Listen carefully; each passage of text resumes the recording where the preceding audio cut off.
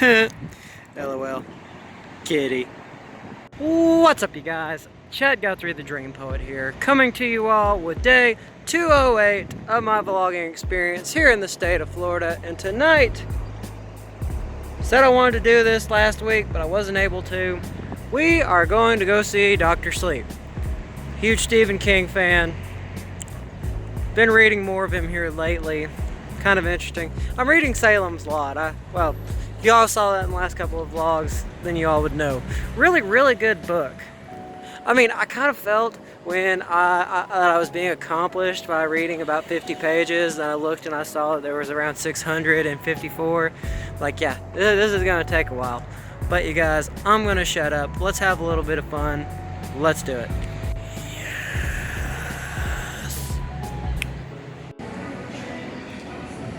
I think I've noticed a trend here lately. I've been watching a lot of R-rated films.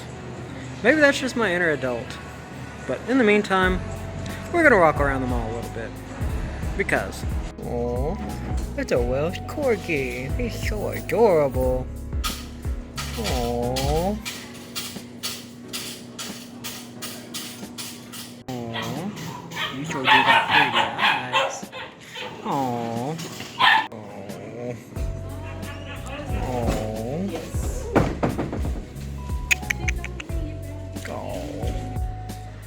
Well, crap. Looks like they're closing up shop for tonight.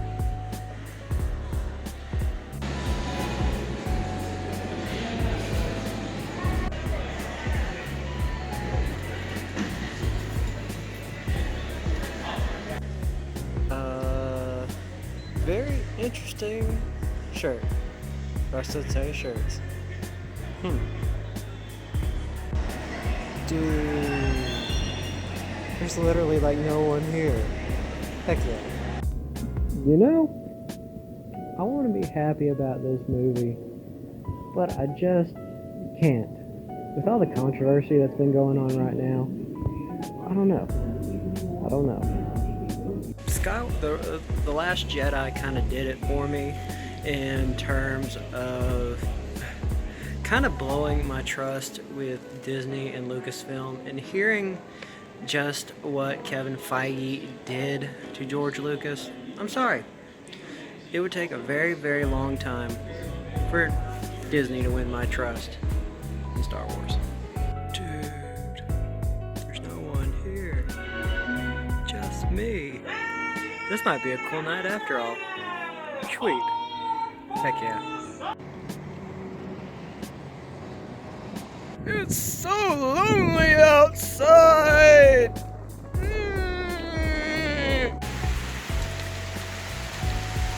Do you all hear that? That is the sound of a lot of rain. A lot of rain. Glad I made it back to the boat before it started raining, but actually I take that back. I went for a walk, and then it blitzkrieged me. So I'm a little bit soaked. Yeah, but at least it's not what my family and friends are singing back in Tennessee. But you guys, I thought I would give my recap of what I thought of Dr. Sleep. And for a sequel to The Shining, it just makes me say, like, why? It just feels like there isn't a need for a sequel for The Shining. But I just saw a drop of rain. But this sequel fit the bill, and compared to other sequels that you see nowadays that are usually a bust, some of them do very well. This one, despite The Shining being a little more aged, not being directed by Stanley Kubrick, it was still a good film. I like the plot. I like where it takes off from the child who became a man. He was an alcoholic. He struggled with it. And really, it was the only way how he connected with his dad, who was the man in The Shining who was like, "Here's Johnny." Yeah.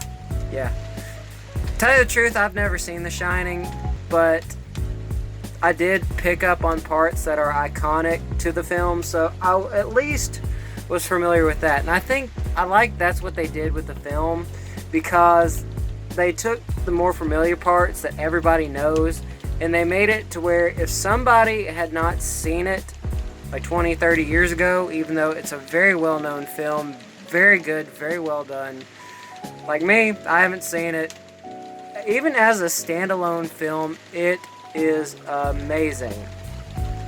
I mean, I'd give it, like, on a scale from 1 to 10, I'd give it about an 8. I liked it, and surprisingly, Stephen King's films have been getting better over the last few years. I mean, I don't know, and plus, I mean, I can't remember the actress's name who was the main antagonist, but she was cute. It makes me remember that at one time I had a thing for hippie women. I do like hippies. Hippie girls are cute, but that's not the point. But I love it where they went back to the house, well, not the house, to the Overlook Hotel to end it. He had Abra with her. Abra, which is literally like the Captain Marvel of the particular children with The Shining, what they call The Shine.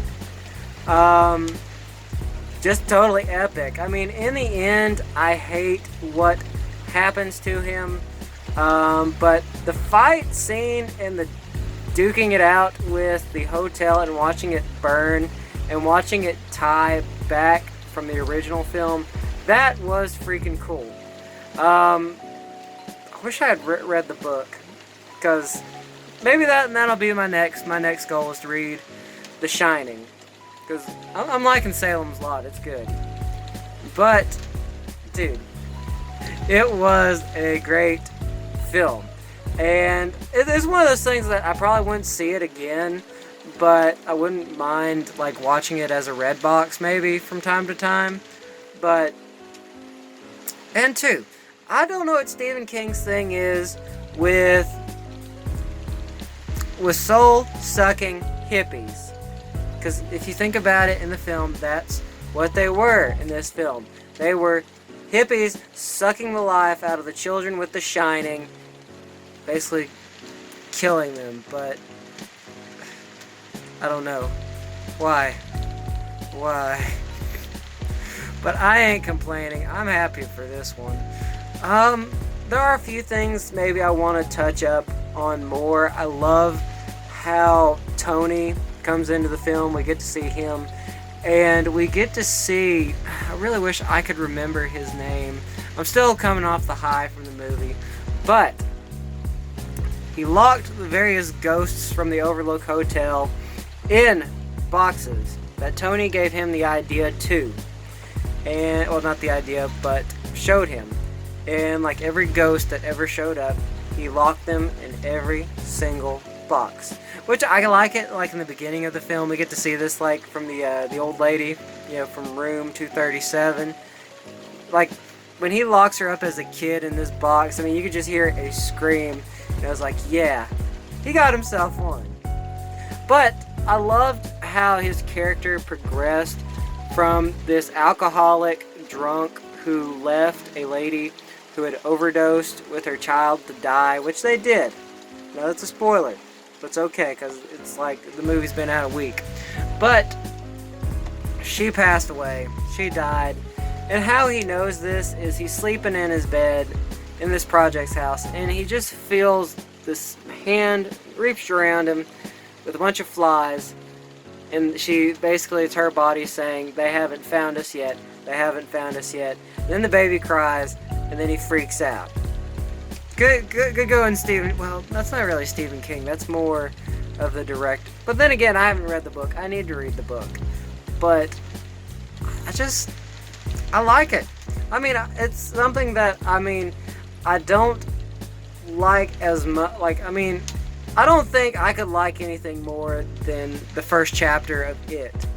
Or the second chapter, which wasn't as good. I'm sorry, I'm bringing in an entirely different film, but I loved It, chapter 2 and 1.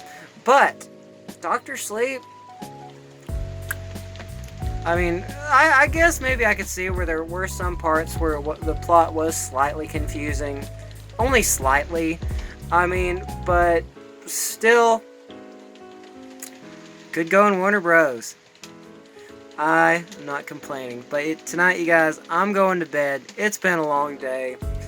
I thought I'd give a review and a recap of what I thought of this movie. If you have not seen Dr. Sleep yet, I recommend you do, especially if you are a Stephen King fan, and if you've already seen The Shining.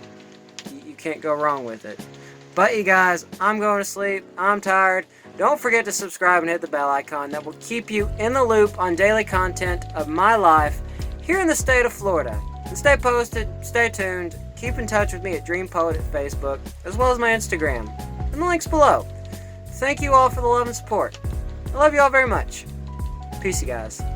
Now, I want to get some really, really good sleep for tomorrow.